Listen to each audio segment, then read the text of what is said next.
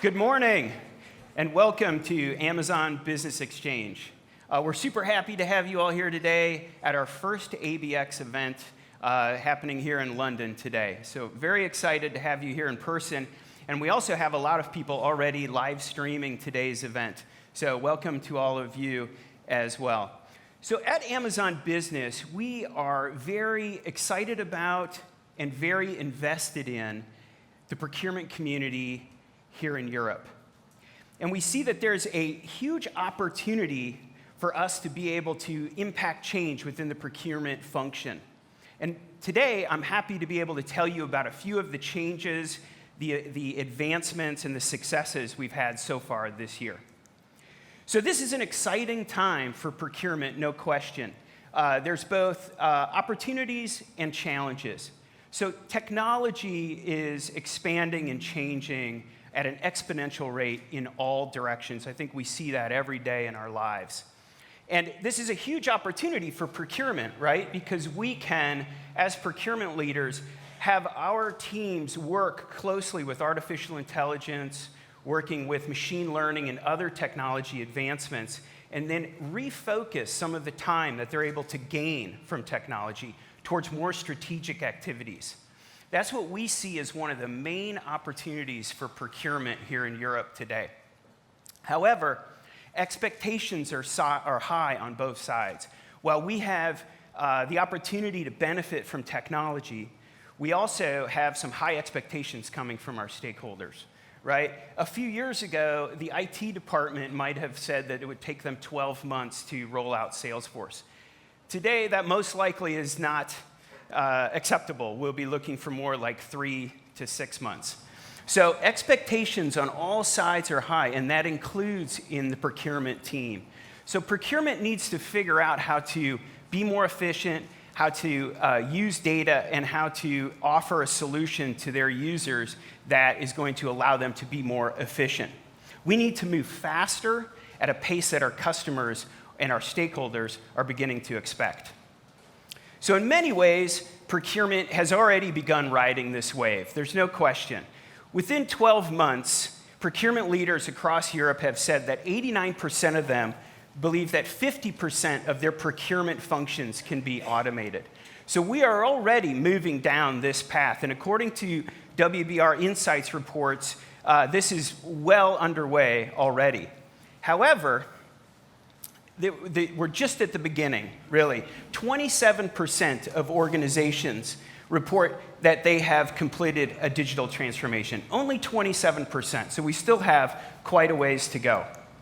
And your CPOs in the organizations are looking for much more. They're looking for a 40% increase in savings. They're looking for better savings, more efficiency, less leakage in the value chain. Across the board, CPOs are challenging our organizations more and more. And our workforce is changing. So the US Census Bureau tells us that by 2030, over 75% of our employees are going to be coming from the millennial generation. And by that point, we'll also be meeting Gen Z. So things are changing very quickly. It's already here. And these employees, these millennials, these Gen Z individuals, they're looking for a much more self-service way of working. They're looking for an automated solution. They're looking to do everything on their mobile. By the time these employees are on our teams, we need to be there, or it'll be way, way, way too late.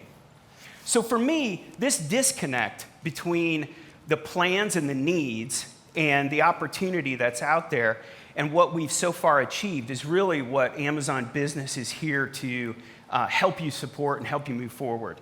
So 34% of these digital transformations have been clear successes. That's according to a recent Gartner report. That is great. However, 50% are clear failures. So the message here is that we can all get on board that a digital transformation is a good idea, but it's very difficult. 50% of our attempts to have a digital transformation have failed so far.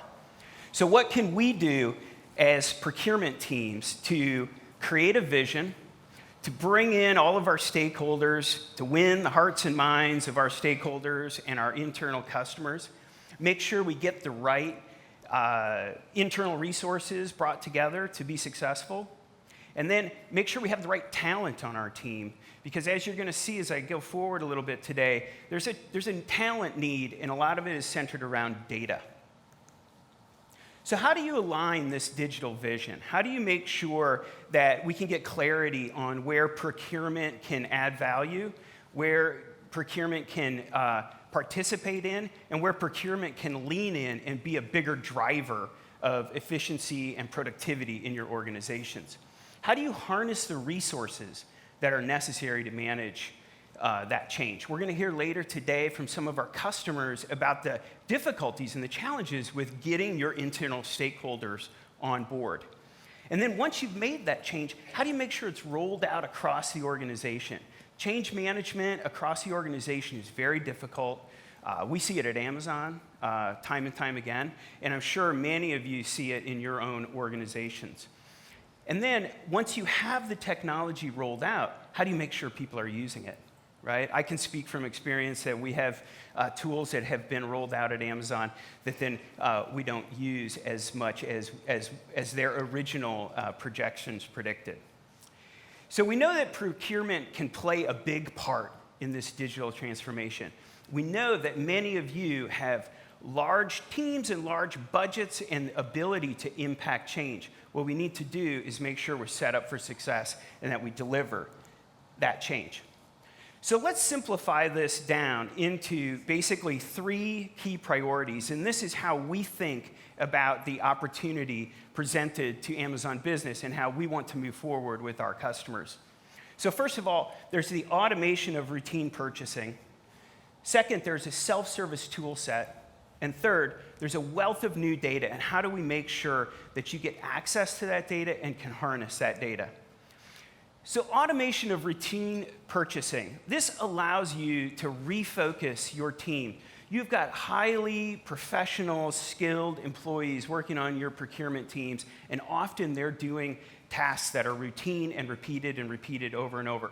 So we want to automate that. We want to move those people from routine, repeatable activities to more strategic things, working with your strategic suppliers, working with partners that can really move your organization forward. And self-service tools. So we talked about the Gen Z, we talked about millennials. It's not just them. Everybody in this room, in a minute, I'm going to ask you to get your phones out. Everybody has a phone. Everybody's on mobile. Everybody's moving in that direction. We want to meet those demands that you have from your user base with a self-service tool set, a scalable tool set, a mobile tool set. And then we have a wealth of data. So there is more data available now in all of our organizations than there ever has been, no question. And getting access to that data, harnessing that data, packaging that data up so that we can prove to our stakeholders the value that the organization is getting from the procurement function is a huge part of what Amazon Business is trying to provide to our customers.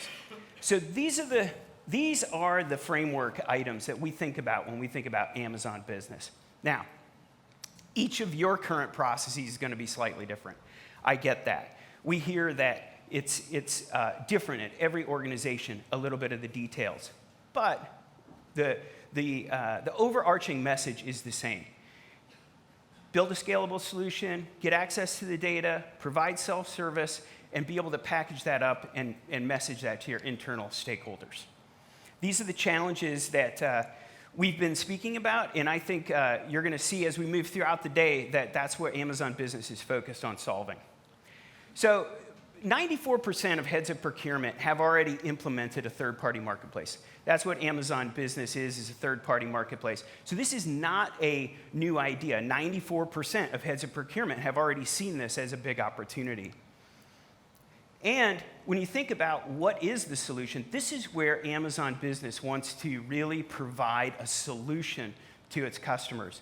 So often when we talk to our customers, and again, it varies by customer, it's not one size fits all, but the current process can involve finding a supplier, setting up the supplier in your ERP system, shopping for an item, paying the shipping fees, waiting for the item to ship.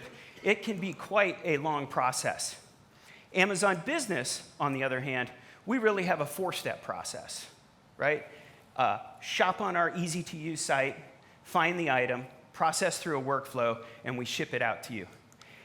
Today, what we hear from customers time and time again is that it can take up to 3 weeks to go through the whole process. New supplier, add the supplier, find the item, ship the item, 3 weeks.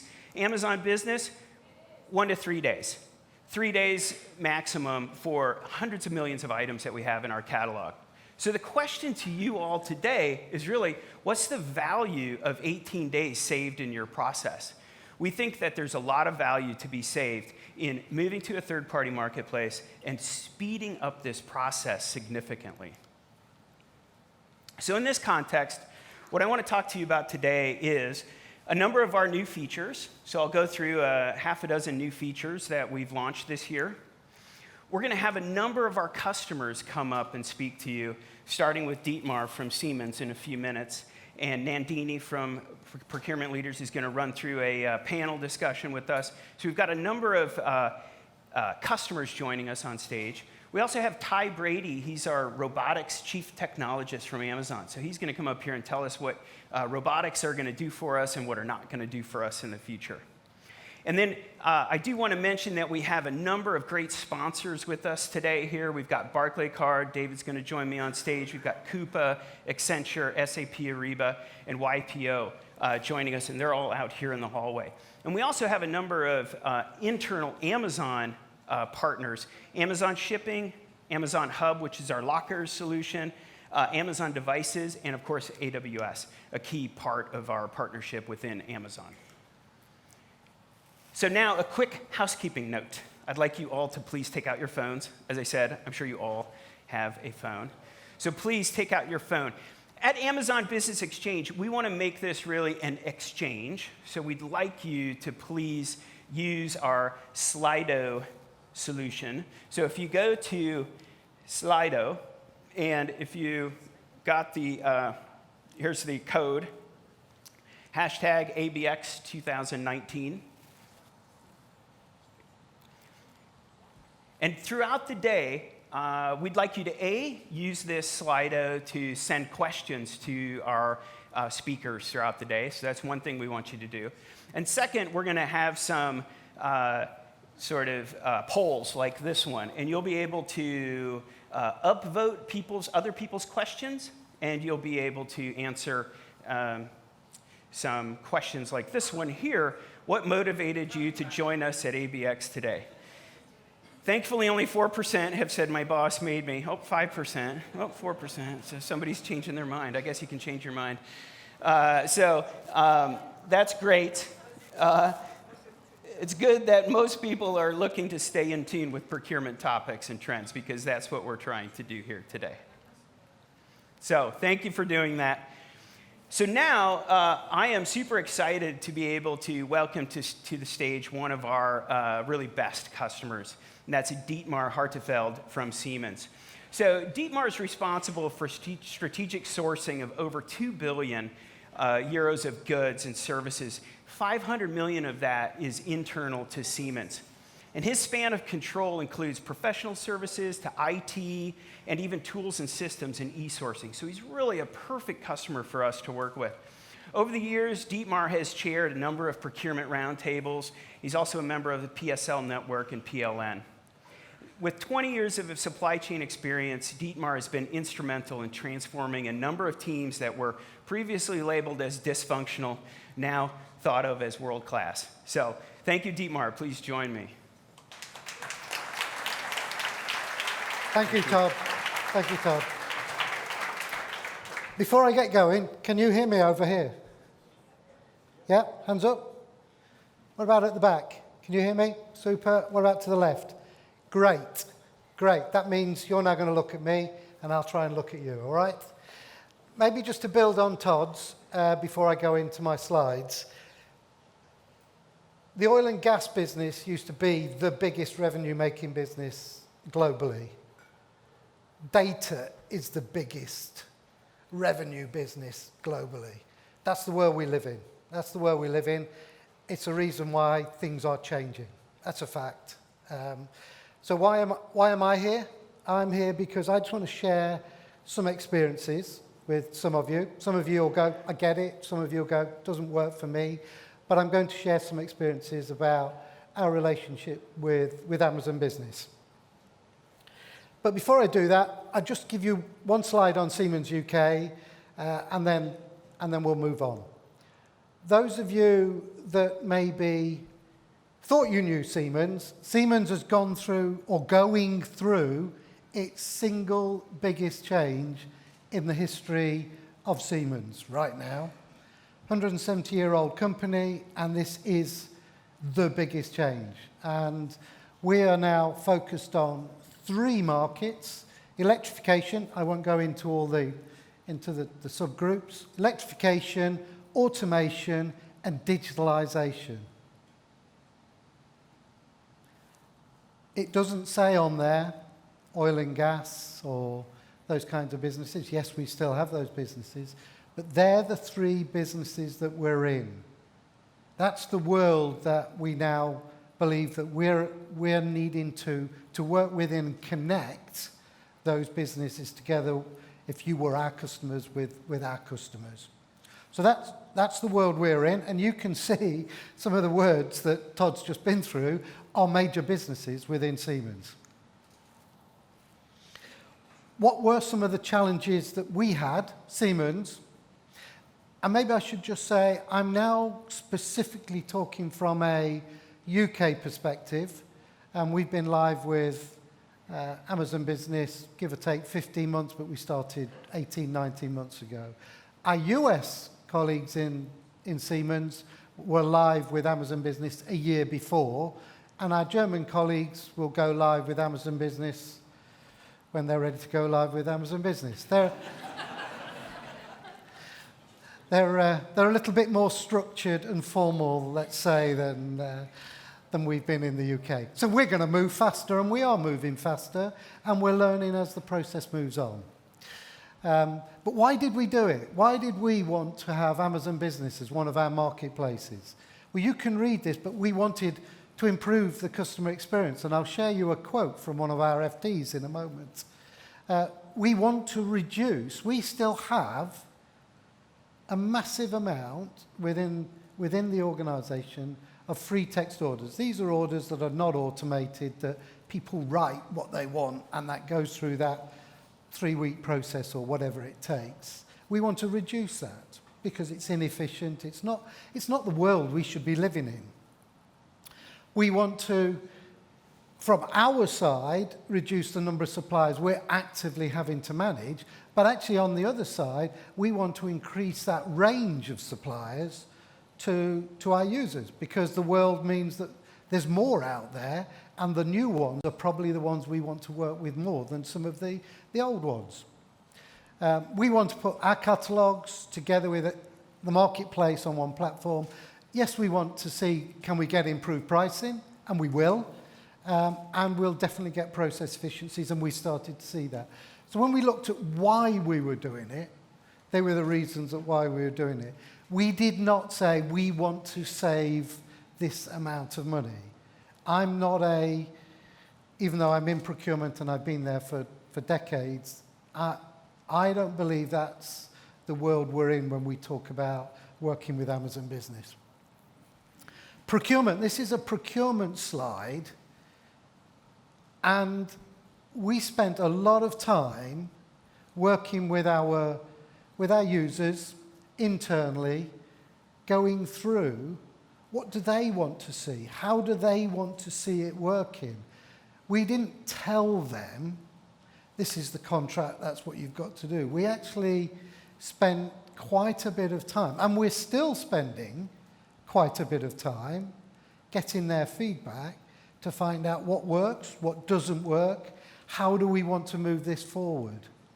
So as a procurement function, these were the things that we went into. Buying policies, we started to challenge, well, what approval level do you need? So to a certain level, there is no approval level in the UK. It goes straight through because the process is a controlled process. I won't put, there aren't pound notes or euro notes on the left-hand side, but we are seeing, since we we went live with Amazon Business, we are seeing month on month the number of orders increasing. Would we like it to be more? Yeah. Would Amazon like it to be more? Yeah. But we've agreed that step by step, we will reduce. So every one of those orders is an elimination of a free text order for us, which allows us to move on and focus on spending time with the users. What do they want us to do in the future world of procurement, rather than managing transactional activities? We still do it, and it still consumes a big part of the organisation. Do I think we'll be doing anything like it in the next 12 to 18 months? No, I don't. No, I don't. I can honestly say, I better not say his name, but because it's going live stream, but that FD actually stood up in the room and went, thank God procurement are doing something that's in the real world rather than telling us what we can do and what we can't do. And that was an FD of a business. And I thought, wow, I didn't expect that kind of reaction. And whilst he wasn't a user, he was the voice of many of his users that says, come on, you need to make life somewhat easier for our organisation. We're not there. We've been running, at times it's felt like walking, Amazon Business. We've been running and walking with Amazon Business on our journey. And we've been there nearly 2 years since we started talking. I expect us to be doing the same, but with different things over the next 2 years. So I'm looking to the hub at the back. We want Amazon lockers on some of our sites. So whatever it is that we need to do, we need to get them. So by all means, talk to me and Paul Duncombe, who's here, because that's what we want. We know there are all kinds of technicalities that need to be gone through. We're happy to work with you to make that work, but we want those. We do want EDI interface. For us in the business world, it's a given. Okay, I get it's new to Amazon in the UK, that's a couple of years old, but we want that. It's close, but we need it. Obviously, we want to grow the volume, not because we want to grow the volume just because of Amazon. We want to grow the volume because it reduces the number of manual transactions that we go through. And we want to see, and this is much more of a future-oriented discussion, how can we leverage Amazon Business to start to address some of our sustainability challenges in terms of diversity in the marketplace, diversity in terms of the suppliers that we work with, and so on. I think there's a real opportunity there. I'll let you read this, and then I think I'm going to hand back to Todd. That's, well, I believe it. It's actually a Siemens slide, but it's the world we live in. Todd, can I hand back to you? Thank you.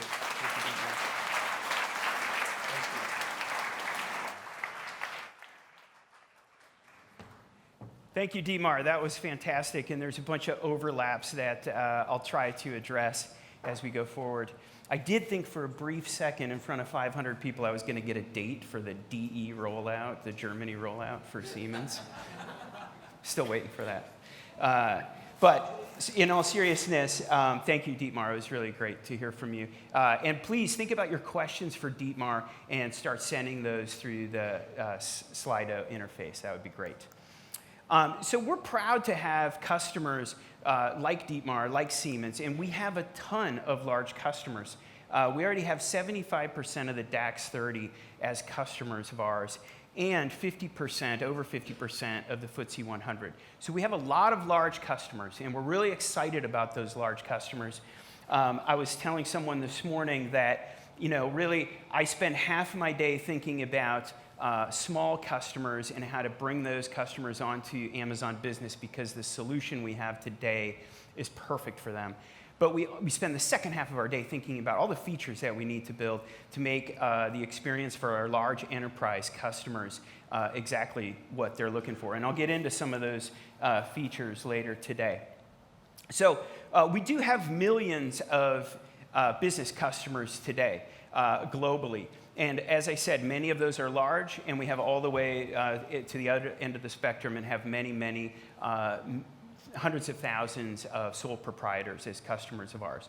And we provide a great selection to those customers. That has been one of the pillars of Amazon over the last 25 years, and it continues for our business customers.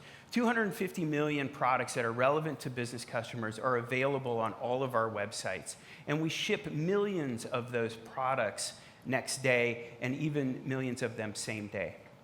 And we have hundreds of thousands of business suppliers that are on our marketplace and provide that selection to our business customers. And we ship everywhere. We ship to over 150 countries in the world, and we definitely ship products to every country in Europe today. So as we scale globally, we want to make sure that we continue to build on top of these core fundamentals that Amazon has built its business on over the years: selection, good pricing from our marketplace of sellers, and the ability to ship to customers globally. And one of the things that we have built over the years, you probably know about our Prime program in the consumer space. So Prime is essentially it started as a shipping benefit, so you could get fast, free shipping. And then on our consumer space, we built on top of that things like Amazon Video and Amazon Music. So several years ago, we decided to launch Business Prime. So Business Prime is available here in Europe in both the UK and in Germany. And Business Prime offers the same fast, free shipping now to our business customers. And on top of fast, free shipping, we've launched a number of features that are available to business customers, which I will talk about here in a minute: guided buying, spend visibility, progressive discounts, a number of new features that are available to Business Prime customers. Now, on the shipping side, we have saved an enormous amount of waiting time for customers already. Business Prime customers have saved 1.2 million days of waiting time from standard shipping to their upgraded free benefit of fast free shipping. That's 3,000 years of saved wait time for Business Prime customers. So we're super excited about that. Now, Dietmar mentioned that sometimes it feels like he's walking with Amazon Business, and that's a totally fair statement. We really appreciate hearing from customers all the time about the areas. We like to hear, of course, just like anybody, about the areas where we're doing really well. But more importantly, we look to hear for those areas where it's still day one for Amazon Business, and what are those areas that we need to improve on. And when we think about our investment themes, you'll see that they really tie to some of the things that Dietmar mentioned, and we're going to continue to do this over time. So the investment themes that we want to focus on today are speed and cost savings, productivity and efficiency, and transparency and oversight. So when you think about speed and cost savings, so I just mentioned our ability to ship millions of products and our ability to give you Business Prime fast, free shipping on millions of those items. However, we've heard from customers that something that they would really like to have is what we call Amazon Day. So Amazon Day is the ability for you to pick a day where all of your Amazon Business purchases will be combined and sent to your designated location. So your users would still be able to shop on Amazon Business and add items to their cart, proceed through a workflow, and buy those items. But now we will consolidate those items into one delivery, or as many deliveries as it takes, but into one day. So you could pick Wednesday as your day, and your users can shop throughout the week, and we'll bring all the packages on Wednesday. Trust me, your reception desk or your mail room will love this feature. As you start to buy more and more from Amazon Business, Amazon Day is a great solution for that part of your business. Speed and cost savings. So many of you have already taken advantage of what we call quantity discounts. So quantity discounts is, when you buy 10 chairs, we'll give you a discount, or 10 laptops, we'll give you a discount on that purchase of 10. Progressive discounts, you grow into tiers of savings over time.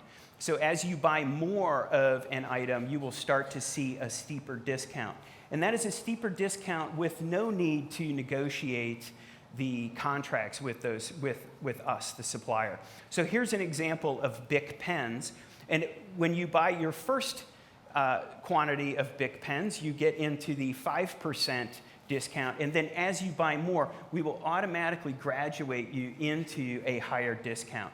And again, this is with no need to negotiate that discount. This is a discount that's available to all Amazon Business customers that are Business Prime members, and they will get this increased discount, which we call progressive discounts. Mobile, as we mentioned, is a huge focus for Amazon Business. So 4 out of 10 workers, according to a mobility trend study, said that they expect to have the mobile phone replace their desktop in a few years. And 14% said they believed it already had. So we're focused on it, and we've added some things to our mobile experience. So one thing is mobile approvals and push notifications. So this is the ability, many of our larger customers use workflows, and they want to have those workflows and those approval notices on their mobile device. So we've made sure those are now available on our mobile experience. And push notifications are super important so that you know when you need to take action in that workflow. And then finally, we've enabled an easy transition from your private experience, your consumer experience, to the business experience on your mobile phone. So that, as you can imagine, many people only have one phone that they use back and forth, and this will allow you to easily transition back and forth between your consumer account and your business account, making that mobile device even more powerful over time. Guided buying. So this is another example of a feature that's available for our Business Prime customers, and it's super important, especially for larger enterprises. So as you want to give access to our 250 million items, we also know that not all of them are things that you want your users to purchase. So I have nothing against the Old Tom gin here, but many of you may not want your users to be buying gin on our website when they're using their business account. So guided buying allows you to set your preferences such that those products will not be purchasable. Now, you could either use what we call restricted, so there's a message to your users, hey, this product is not appropriate for you to buy for business, or even blocked, so you can block those products fully and make them not even available in search results, and so your users won't even see them. This messaging and this capability, it does two things. One, it allows you to insert your procurement rules into our marketplace, right? And the second thing is that your users now will become more self-service. They don't have to come to the procurement team and ask for permission or ask why. You'll be able to put that right into our system, into our marketplace, and they'll know that they can't buy those items. Now, one of the things we use to drive this functionality is UNSPC codes. Many of you are aware of UNSPC codes, the United Nations classification system. We've put those into our catalog, and now you can use those to drive different behaviors, especially in our guided buying. You can put your blocking policies based on UNSPC codes. And then those UNSPC codes can flow through to your system, and you can use those in your ERP system, in your accounting system. Many of our larger customers do that. VAT. I know, and you all know, how important VAT invoicing is here in Europe, and we have focused on that substantially over the last few years. We've made it easy to identify where on our site, which products you can get a downloadable VAT invoice for each of those products. And now we've made it possible for you to set up a policy that restricts your users from buying products that don't have an easy-to-access downloadable invoice, and potentially even block those products. So we've really made it a core principle of ours to make VAT invoicing easy and accessible to all of our Amazon Business customers. And finally, let me talk for a minute about transparency and oversight. So Dietmar mentioned, and I totally agree, data is one of the biggest opportunities for all of us. More than 70% of the savings by 2025 will be driven by data analytics. And we've made available to our business customers, Amazon Analytics is available to all Amazon Business customers. And then Spend Visibility, which is built on the top of AWS QuickSight, is available to our Business Prime members. You can analyze spend patterns, and you can get access to some great data throughout spend visibility. We should have a quick video here that shows you some of the capabilities that allow you to dive deeper into the spend visibility software. You can track performance and goals. You can see things in real time. You can dig into different spend behaviors by your users. And you can use this data, as I said at the top, to package that up and prove to your stakeholders where the procurement function is driving value and building efficiencies and pushing that back into the overall business. So all these features that I mentioned, you can learn more about them. We've got, over lunch, we've got a bunch of our product managers from Amazon Business, both from here in Europe as well as from the US, visiting here. And they're back here by where the lunch is being served. They've got booths set up, so please stop by and talk to them. They've got some great information about each of those different features that I just mentioned. So now I'm really excited to have Eric Beret from Bouygues Construction join me. So we've been working with Eric for over a year now, and Eric is the Global Chief Procurement and Supply Chain Officer for Bouygues Construction. He's been working for Bouygues since 1998, and he's been in France, various parts of Europe, and even in Hong Kong. So Eric is the global CPO for the group, and he now has a spend of over 3 billion euros with 520 procurement staff members in 33 countries around the world. So Eric represents a very complicated customer of ours, and we're super happy to have him here with us today. Thank you, Eric.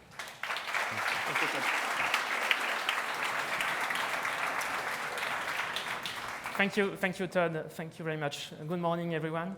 I'm very excited to be with you today. But to introduce my company, because I guess most of you don't know Bouygues Construction, let's start with a movie.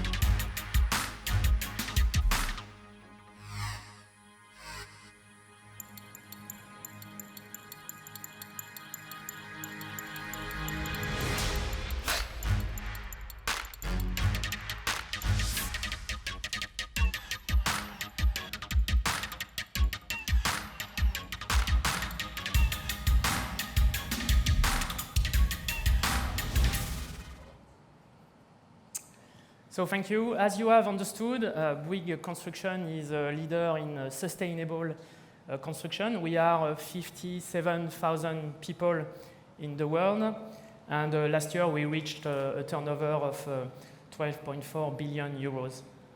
We operate in 80 countries in 3 main business activities: building, civil works, and energy and services. We are not only a contractor, but we operate throughout the entire construction value chain, from land management to building, design, financial engineering, maintenance, operation. So really throughout the entire value chain. One of the key challenges we are facing is that our industry is one of the less digitized. This is why at Bouygues Construction we have decided to start a global digital transformation that will impact, and that is already impacting, all our businesses and all our functions. On the procurement side, we have already a lot of tools. For example, we have a e-procurement tools that is used by more than 10,000 people around the world. But most of our tools are obsolete or will become obsolete very quickly. And obviously, they are not user-friendly. So we have decided to move forward. And as you know, our staff really want user-friendly tools today. They want to use at work the same tools that they use at home. They don't want to arrive at the office and be sent back 20 years back. So we have decided to test what we could find on the market. And back 18 months ago, when Amazon Business was launched in France, we said that it was a good opportunity to try something different. So we met Todd, we met Amélie Véron, the head of Amazon Business in France, and we started to try Amazon Business on 2 small building sites in the north of France. Then, step by step, we enlarged the scope. We exploited the product for many building activities. Then we enlarged to civil works in France. And recently, in fact, last month, we started our first project with Amazon Business in the UK, in Cambridge. And yesterday, I think, we started our second project in London. So it's an ongoing journey, and we are progressing every month with Amazon Business. In fact, we use Amazon Business as a standalone website. We use it as a unique website, and it will soon be interfaced with our ERP system, and it will allow our users to have access more easily to Amazon Business. We also use Amazon Business as a key element for our tail spend. Today, our current suppliers can't provide every items to us, so using Amazon Business for our tail spend is a key factor. We are doing also a lot of workshops with Amazon Business to improve the product selection. Today, we expect from Amazon Business more products related to the construction industry, and this is also a key aspect of our cooperation with Amazon Business. So overall, we are very happy with the solution so far. As I said, we are going through a long journey. Our teams appreciate the user-friendliness of the tool, of course, the product selection, the pictures, which are very relevant. From a logistics point of view, we are expecting more packaging reductions, and this is also something we are working on with Amazon Business to reduce the cupboards, to reduce the wastage on our site. But overall, the logistic aspect is also something we are very happy with, because the delivery dates which are proposed when we order are always respected. So, as I said, it is really an ongoing journey. The next step will be that we will deploy in other countries. As I said, we already deployed in France, in the UK. Our next targets are Switzerland, Germany, hopefully Australia, the US, and Canada. On a final note, what I would like to have tomorrow, maybe it's a dream, but it would be to be able to use Amazon Business with the voice. I would like that our teams on site could order through Alexa. Hey, Alexa, I need cement. And the system would generate a PO automatically. So maybe it's a dream, but I know Amazon teams are working on this aspect as well. Thank you very much.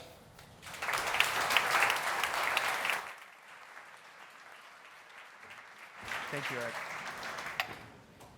Thank you, Eric. Super interesting. As I mentioned, Eric represents one of our more complicated customers, so it's great to work with him, and it helps us learn and make a better product.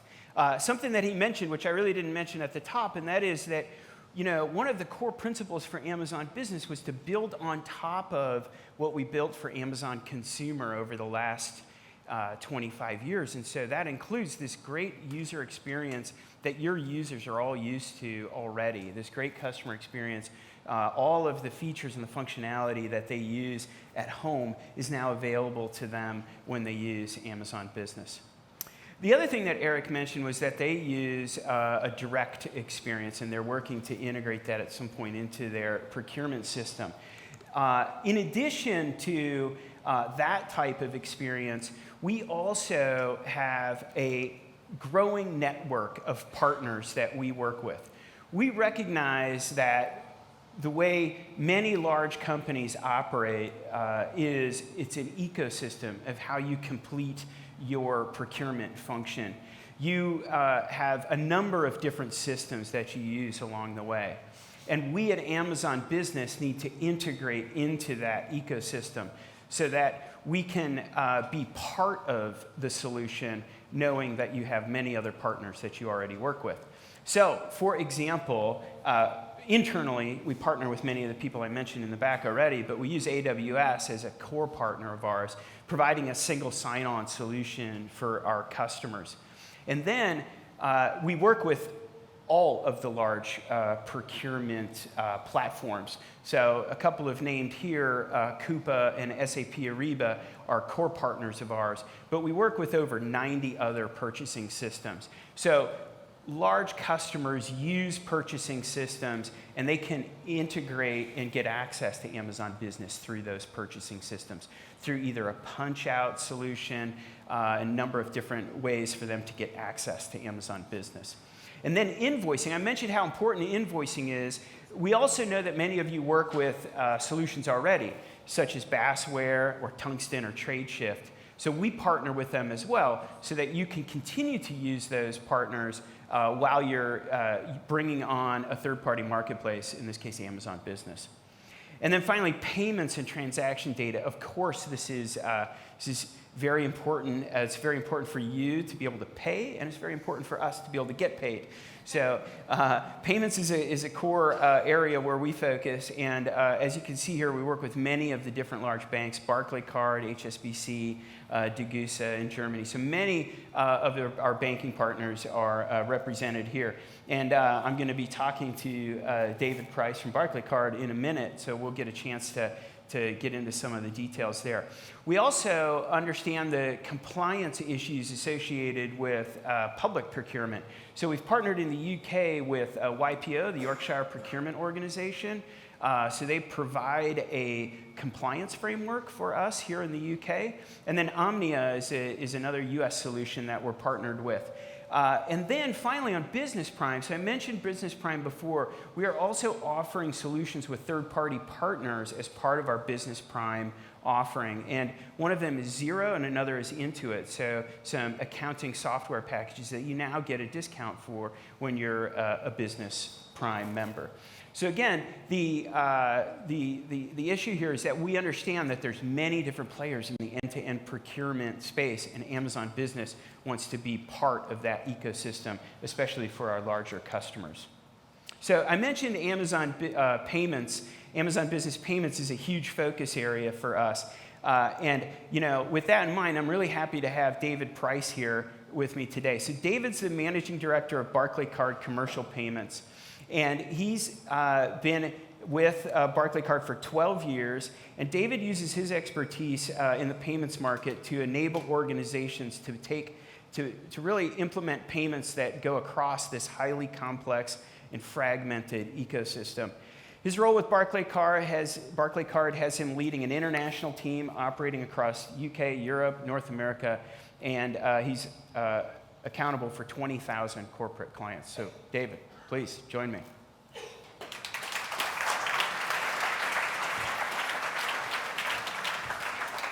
And what we're going to do is we're going to do a little Q&A between myself and David here, and we'll see if we can get into some of the details. So David, maybe you could, I just briefly mentioned your role, but maybe you could go into a little bit more detail, explain to us what you do at Barclaycard. Yeah, no, happy to, and thank you for giving me a little time on stage with you, Todd. Probably more important for you to have this than me, given you've been on your feet for an hour or so. So I run the commercial payments business for Barclaycard, and the simplest way really to explain what that does is if you think about the credit and debit cards that you use in your personal lives, we essentially use that infrastructure to help corporates to make payments. Traditionally, that's been travel and entertainment, so cards in wallets that you would have when you're sort of traveling for business. But increasingly, our focus is on how do we help organizations think about the payment part of the procurement journey that they're on. Great. Super interesting.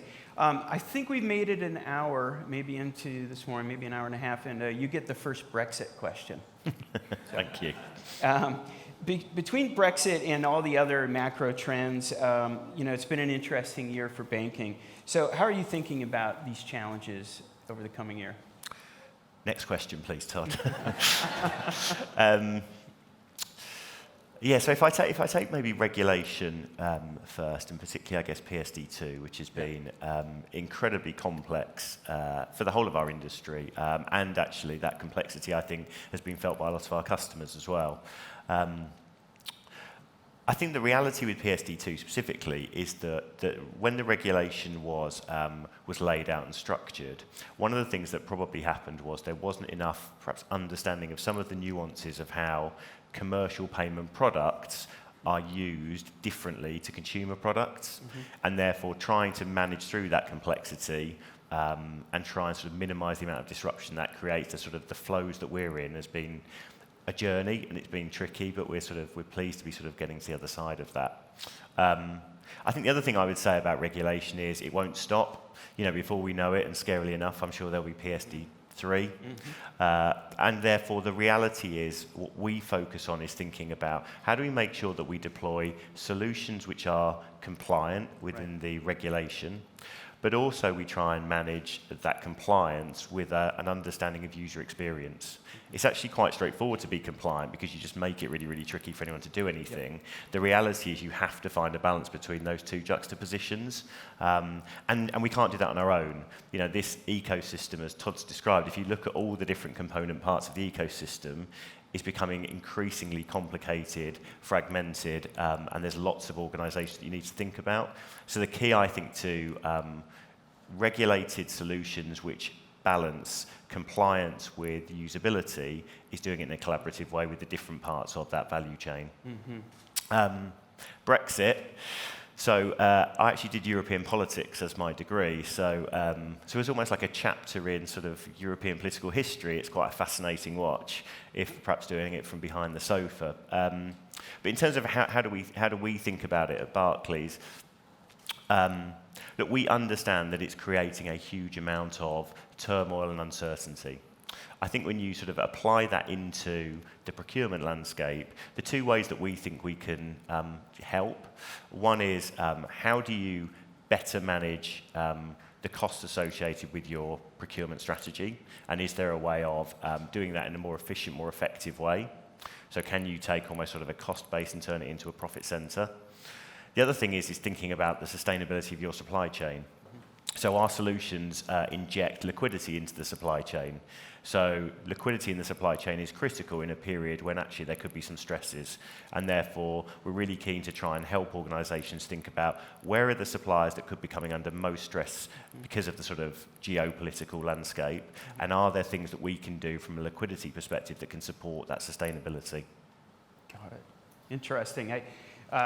On the PSD2 topic, I'll tell you, for Amazon Business, of course, when you have multiple users sharing a payment method, you need to be able to handle that PSD2 challenge in a really elegant way, and it's not easy at all. We've built a solution for Amazon Business, and it's been incredibly important to partner with partners like Barclaycard to make that happen. Because PSD2 is, as you said, you can be compliant, very easily, and that's just making it super, super hard Yeah. for your customers. And so we've had to work together to figure out a solution that is compliant, but also is as easy as possible Yeah. for our users. And PSD2 is really almost sort of a microcosm of one of the things I think that the payments industry wrestles with, which is particularly with sort of e-commerce online transactions, you have these two huge competing tensions. So on the one side, what nobody wants to do is open themselves up to fraud or the risk of fraud.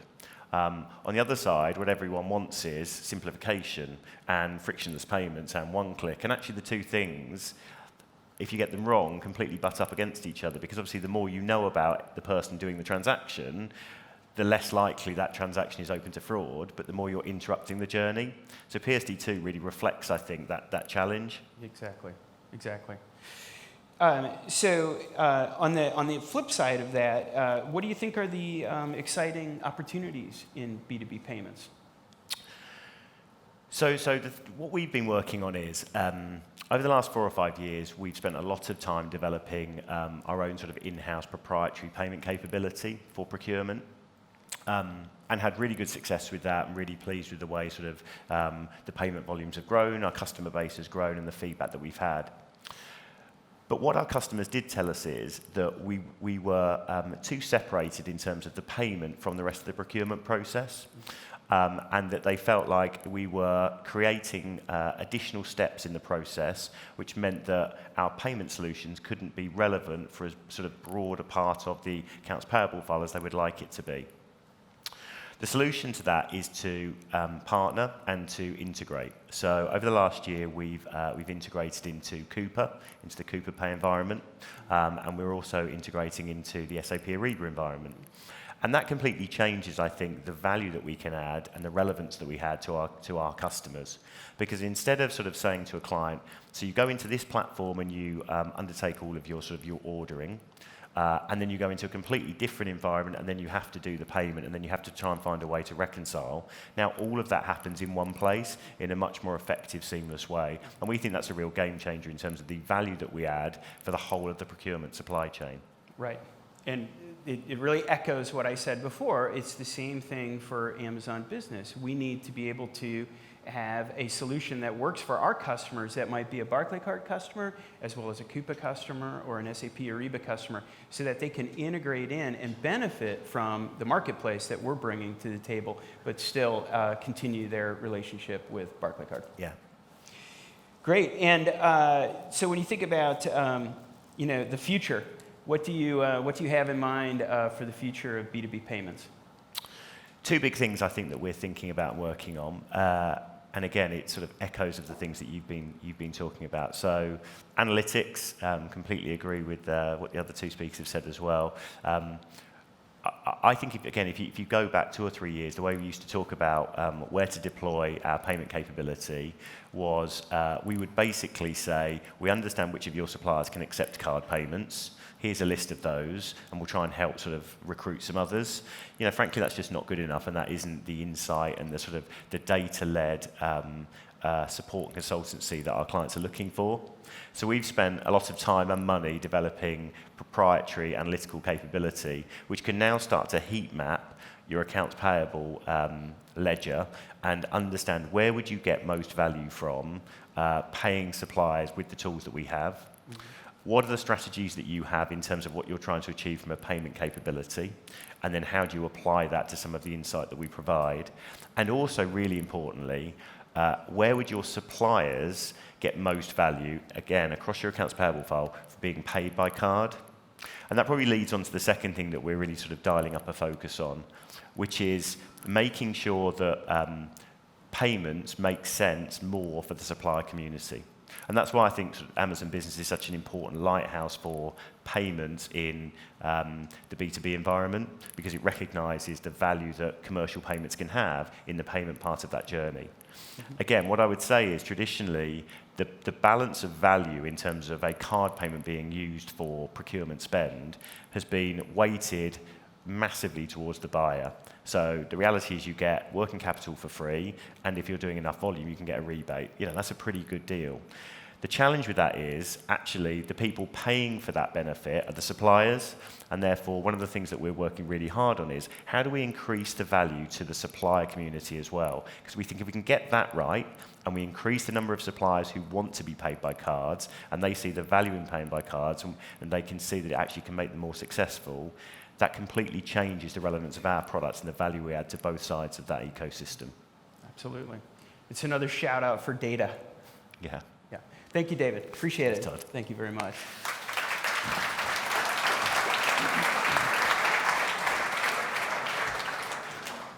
So great, and David will be outside here with the rest of the Barclaycard team in our area out here as one of our key sponsors. So next up, I'm super excited also to introduce Keely Leahy, the Director of Innovation at Busy Bees Childcare. So Keely's worked with the Nursery Management and Operations Department for 2 decades, and most recently has taken the lead on center specification, design, and procurement of resources. Working currently on a pioneering procurement solution for businesses that will streamline procurement and ensure service value and quality to centers and their national support center. So please, welcome Keely.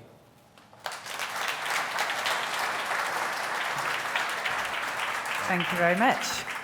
Good morning, everybody.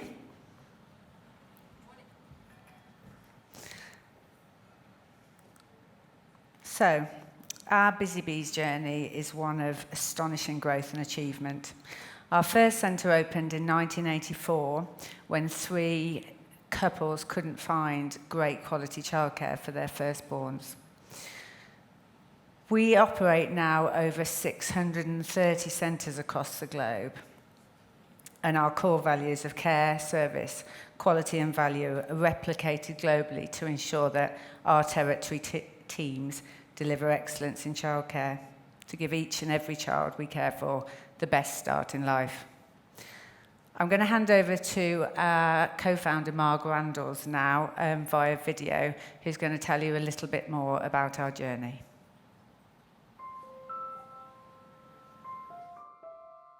What does a Busy Bees child look like?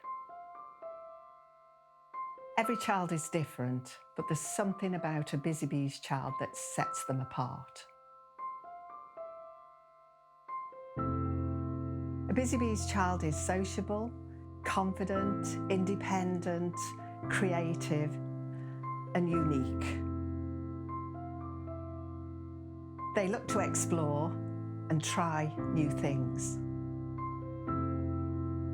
A Busy Bees child has confidence that grows and grows. They like to express themselves even when they're not ready to talk. They're challenged each and every day in all kinds of little ways. There's something special about a Busy Bees child. It's because we do things differently. We're proud to be the largest UK childcare chain, and as a leading childcare provider, we insist on upholding the highest standards at every level of our business. Our Standards of Excellence Guide walks our teams through the accepted standards in all areas of their centres to ensure that we deliver an exceptional service to our families and meet the expectations of our policies. Last year, we launched our business rebrand, which saw our 34-year-old logo hang up its wings and make way for our new bee, Buzz. This new look kick-started the drive for procurement to be streamlined and ensure that all our resources and furniture matched the rebrand. The expectation was that as we rebranded each centre, they would take on the new resources guide. Up is our newest approach to delivery of the best start in life. It's an innovative, exciting and flexible early years learning programme unique to Busy Bees for children 0 to 5. It's designed with the ambition to guide, encourage and direct each child to develop a lifelong love of learning and develop skills and attributes to ensure a better start in life. Up means unleashing potential, the potential of every child, parent and practitioner who uses our centres. It's an intuitive digital program used both in centres and at home with parents to support their child's learning. Within this, we have different resources that we support our nurseries with for different areas of learning. And as part of our program, we needed to procure 450 tablets to help with our Up app. This was our first spot buy with Amazon, and we saved over £15,000 on that one purchase alone. So our challenge. Historically, we've had a really flexible approach to procurement, and with the introduction of Up and the review and updating our Busy Bees brand and welcoming Buzz to the family, we created a brand specification to enable us to stand out as a design leader within the sector. With a brand new design for the centres, we required a standard, consistent approach to procurement within the business to ensure that our brand wasn't diluted. We needed to provide a solution that fused our brand values and our mission to deliver high-quality childcare.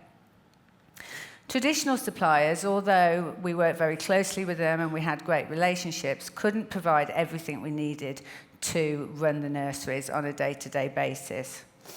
And in order to funnel all of our purchases through our approved suppliers, we needed a solution to support our accounting system. As we investigated our accounting system, we realised that we'd got 300 suppliers nestled in our system, and it was just making life impossible to make those payments and process those invoices. So we created a resources hub that met the needs of the centres in terms of ease of ordering, simple, easy-to-use websites and purchases with just 1 or 2 clicks for our nursery managers. So we consolidated 300 of our suppliers down to 12. But we just found that we couldn't find everything that we needed for the nurseries, which was where Amazon came in. We, at that time, had got 250 nurseries using Amazon and 50 business Amazon Prime accounts set up. For a business that told their nurseries they weren't allowed to buy from Amazon, we spent £200,000 in 2018, and we found that actually, if you can't beat them, join them. We need to get on board with Amazon Prime Business and support our nursery managers. So the benefit of working with Amazon Business was that we had a reduction of credit card spends. We made 10,000 credit card transactions last year with an average of around 28 per nursery, which is completely extreme in terms of back office work and managers' time in processing those credit card payments. So we're expecting to really reduce those down. Visibility of what our nurseries are buying. We use the blocking feature and we use the restricted feature, and we funnel all of the nursery managers to a list of items that we have approved for them. And consolidation, it's making sure that we've still only got those 12 suppliers, of which Amazon is one.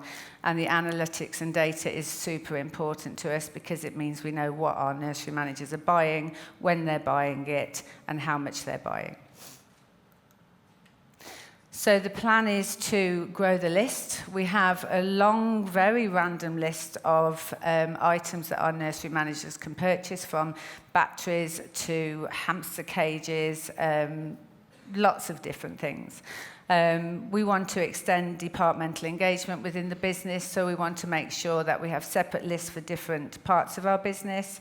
And with the saving that we made on our first spot buy, we are really excited about really developing our spot buys. I think that the relationship that we've had with Amazon Business, we started in March this year, so it's in its really embryonic stage. We cannot fault the account management that we've had. The support that we've had from Tom and Jamie has been immeasurable. From a non-tech person, non-tech team, we've really found it a great benefit. So thank you very much.